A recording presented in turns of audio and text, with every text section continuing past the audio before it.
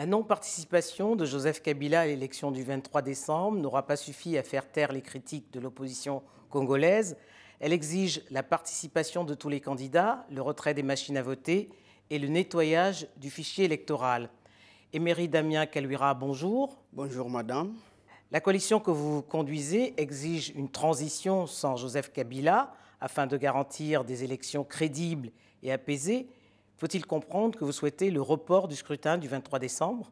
La CCT, la Coalition des Congolais pour la transition sans Kabila, reste ferme, droite dans ses bottes pour exiger cette transition sans Kabila qui est la dernière chance pour la paix, pour la démocratie, pour la justice et surtout pour sortir notre pays de ce désordre politique. Donc, à notre avis, il faut impérativement passer par une transition sans Kabila qui nous amène à un atterrissage heureux, applaudi par l'ensemble des Congolais pour contourner le coup d'État électoral que M. Kabila, sa CENI, sa Cour constitutionnelle sont en train de vouloir imposer aux Congolais. Mais la fin légale du second quinquennat de Joseph Kabila date de 2016. Pour éviter justement le glissement de 2 ans que nous avons connu, est-ce que la demande de cette transition, vous souhaitez, n'aurait pas été fondée à ce moment-là? Depuis longtemps, nous avons rencontré la plupart d'autres dirigeants de l'opposition pour leur dire qu'il fallait que nous soyons tous du côté du peuple qui exigeait effectivement la fin du régime de Kabila. Une partie des amis a accepté d'adhérer à un dialogue qui était aussi truqué d'avance. Et grâce à ce dialogue, notamment, M. Kabila s'est maintenu au pouvoir au-delà des règles définies par la Constitution. Donc, c'est depuis longtemps... Vous faites allusion au dialogue dirigé par la SENCO? Le dialogue 1 et le dialogue 2, parce qu'il y en a eu 2. Il y a eu celui de la cité de l'OUA, facilité par Edem Kodjo, et un autre facilité par l'Église catholique. Et les 2 dialogues se sont soldés par des échecs cuisants. Et donc, la CCT, à cette époque-là, n'a cessé d'exiger la transition sans Kabila, qui n'était pas capable d'organiser les élections dans les délais constitutionnels. Et donc, au regard du théâtre électoral que M. Kabila tente de rééditer, eh bien, la CCT estime que la transition sans Kabila n'a jamais été aussi importante qu'aujourd'hui. Et toutes celles, tous ceux du monde, de l'Afrique, qui aiment le Congo et qui se soucient de ce peuple qui a beaucoup souffert de la mauvaise gestion de M. Kabila, tous ces hommes, toutes ces femmes devraient effectivement soutenir le projet de la transition sans Kabila qui nous porte. Comment mettre sur pied une transition à 3 mois de l'élection? Vous parlez d'élection, madame. Je répète que les conditions d'une élection crédible, transparente, pacifique, inclusive ne sont pas remplies. Vous avez une Cour constitutionnelle instrumentalisée, privatisée et caporalisée par M. Kabila. Vous avez une commission électorale qui est dirigée essentiellement par des conseillers de M. Kabila. Vous avez 2 applications qui ont programmé le coup d'État électoral pour le 23 décembre prochain, qu'ils appellent machine à voter. Comment, pour reprendre vos termes, comment éviter le chaos? Pour éviter le chaos, effectivement, il faut s'aligner du côté du peuple congolais qui n'exige plus l'alternance cosmétique, l'alternance biaisée. Ça veut dire que les Congolais adhèrent aujourd'hui à un vrai changement, au changement total du système qui a échoué. Vous n'avez pas oublié, madame, le public n'a pas oublié que ça fait plus de 17 ans que M. Kabila et son PPRD sont au pouvoir. Ils ont échoué, ils ont détruit le pays. La pauvreté touche plus de 98% des Congolais. Les jeunes qui ont terminé les études n'auront jamais le droit d'aller au travail. Cette crise d'immigration qui fait la une dans l'Europe et dans le monde, eh bien, la RDC est parmi les pays pourvoyeurs des candidats à l'immigration parce qu'ils n'ont plus de perspectives chez eux. Et c'est pourquoi la CCT que nous représentons a pris toutes les dispositions nécessaires et les Congolais sont d'accord là-dessus. Nous avons d'adhésion massive. Il faut une transition sans Kabila pour préparer les vraies élections qui permettent aux Congolais d'aller sanctionner ceux qui ont mal travaillé. Or, le processus électoral actuel, vous êtes sans l'ignorer, ne garantit pas aux Congolais la possibilité d'aller à des consultations électorales qui permettent de punir ceux qui ont échoué. Or, M. Kabila a échoué manifestement. Son ami Emmanuel Shadari, ils ont échoué ensemble. Et vous savez par ailleurs que M. Shadari figure sur la liste des sanctions européennes. On ne peut donc pas vouloir faire partir ou incarcérer un braqueur et laisser partir un cambrioleur. Donc, M. Kabila, M. Shadari, c'est bonnet blanc et blanc bonnet.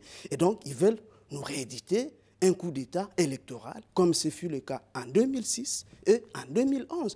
La CCT, qui comprend les soucis de ces Congolais, qui comprend cette crise humanitaire qui touche plus de 13 millions de Congolais qui dorment à même les sols dans leur propre pays, nous ne pouvons pas accepter que ce pays que Dieu a béni, un pays parmi les plus riches de la planète, soit gouverné par des personnes qui ne se soucient pas du souverain primaire qui est le détenteur du pouvoir. Alors, en attendant, Emery Damien Kaluira, tout semble porter à croire que les élections auront lieu le 23 décembre, puisque la CENI a même validé certaines candidatures et en a invalidé d'autres, notamment celle de Moïse Katumbi et de Jean-Pierre Bemba.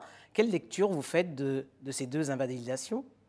Parlant d'abord du gouverneur Moïse Katumbi, qui, vous le savez très bien, a longtemps appartenu et servi le même système de Kabila dont il est victime aujourd'hui, la coalition, sous ma direction, dans le cadre de notre politique d'ouverture, l'a rencontré, nous l'avons rencontré plusieurs fois et nous l'avons effectivement laissé entendre que le système actuel dirigé par M.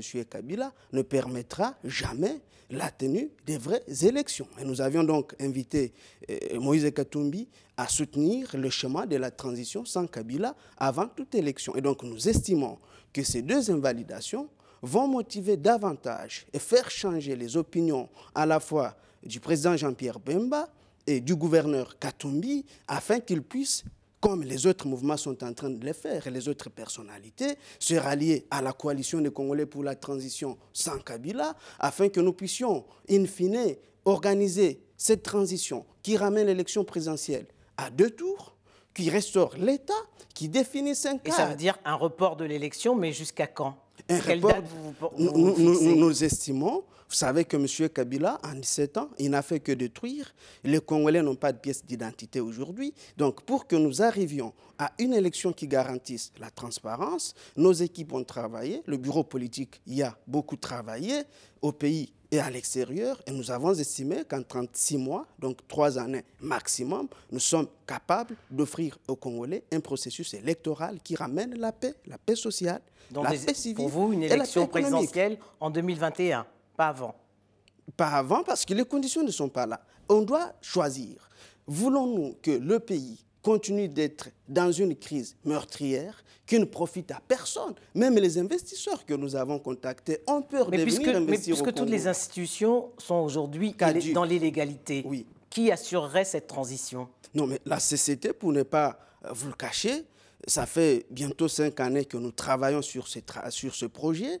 Nous avons mis en place un cadre ad hoc constitué des fonctionnaires de toutes les compétences et qui représente toutes les 11 régions traditionnelles que compte la République démocratique du Congo. Et ces dirigeants sont dotés de toutes les aptitudes, de toutes les compétences pour conduire cette transition et enfin aller aux élections. Et nous avons même dit à tous les collègues, et je leur rappelle, la transition ne va exclure personne. C'est une chance pour tous ceux qui veulent tenter leur chance d'être élus par les Congolais. Donc, la question de qui va diriger la transition ne se pose pas. En attendant, certains leaders de l'opposition réunis récemment à Bruxelles, je pense notamment à Moïse Katumbi, Jean-Pierre Bemba, Vital Kamerhe et Félix Tshisekedi, militent en faveur d'une candidature unique de l'opposition. Est-ce une solution pour garantir l'alternance? Non, ça ne peut pas garantir l'alternance. Et je vous l'ai dit que les Congolais n'ont plus besoin d'une alternance aujourd'hui. Les Congolais ont besoin du changement du système purement et simplement. Nous nous sommes renseignés auprès de notre centrale de renseignement. Et nous avons eu des informations selon lesquelles ces amis dont vous parlez se sont rassemblés à Bruxelles pour essayer de rééditer leur demande d'un autre dialogue avec M. Kabila. Et la CCT estime qu'aujourd'hui, nous ne pouvons plus permettre aux Congolais de descendre dans les rues pour mettre la pression et ensuite voir les leaders politiques qui veulent avoir accès au pouvoir. Donc, partager les postes. Donc, nous estimons qu'après l'échec de tous les dialogues, nous en avons compté plus d'une quarantaine depuis que Kabila est au pouvoir. Le dialogue n'est plus la réponse. Et maintenant, vous parlez de la candidature unique. Mais une élection présidentielle ramenée à un seul tour, par la simple volonté de M. Kabila qui a tout privatisé, ne peut pas garantir aujourd'hui la victoire de l'opposition au regard de Corneille Nangaa, de la Cour constitutionnelle, de ces applications qu'on appelle machines à voter, qui ont déjà programmé la victoire soviétique de M. Kabila, son dauphin, je vais dire, puisque Chadari égale Kabila le 23 décembre prochain, ça voudrait tout simplement dire qu'il allait, quel que soit le débat qu'on peut faire aujourd'hui, candidature unique, fichier électoral à nettoyer, ça ne règle pas le problème. Aujourd'hui, pour régler le problème, on ne le règle pas avec celui qui l'a créé. Et le problème congolais s'appelle Joseph Kabila, ça s'appelle le PPRD et ça s'appelle Chadari. Nous devons élaguer ces personnes et puis définir le cadre électoral qui sera acceptable, pacifique pour l'ensemble des Congolais. Emmanuel Damien Kalouira, que pensez-vous de l'appel lancé par les universitaires congolais qui estiment que Ramazani Chadari est le candidat de la rupture? Nous sommes déçus de constater que ceux qui étaient censés constater qu'ils sont en train d'amener le pays dans l'abîme sont en train de promouvoir, je peux dire, la médiocrité, la malgouvernance. Est-ce que ces professeurs, qui n'ont même pas de salaire pour beaucoup, peuvent nous dire quelle est la qualité d'enseignement qu'ils dispensent aujourd'hui dans notre pays? Jusqu'à présent, le phénomène maudit de la prise en charge des enseignants par les parents est en cours. Et donc, au nom de quoi? Ces gens-là, je ne les appelle pas de professeurs, des professeurs de pacotille, je dirais. Au nom de quoi ils se sont rassemblés pour espérer ou penser que, voilà, les Congolais doivent être condamnés à la souffrance. Puisque quand on dit souffrance, on parle de ce PPRD qui gouverne mal le pays, qui pille les richesses du pays et qui appauvrit la population. Donc, pour moi, excusez-moi, ces professeurs-là n'ont pas de respect pour les Congolais, n'ont pas de respect pour les 10 millions de morts que nous avons comptabilisés sous la gestion de M. Kabila. Ils n'ont pas également de respect pour ces plus de 3 millions de femmes violées et mutilées sexuellement, pour ces enfants qui sont plus de 2 millions, à ne pas connaître ni les noms de leur mère, ni les noms de leur père, ni leur date d'anniversaire, à cause justement de la mauvaise gestion de celui qui veulent soutenir, donc le candidat désigné unilatéralement par M. Kabila pour représenter ce qu'ils appellent FCC. Donc voilà un peu notre sentiment de déception par rapport à ce conglomérat de professeurs. Emery Damien Kalouira, merci. Je vous remercie, madame.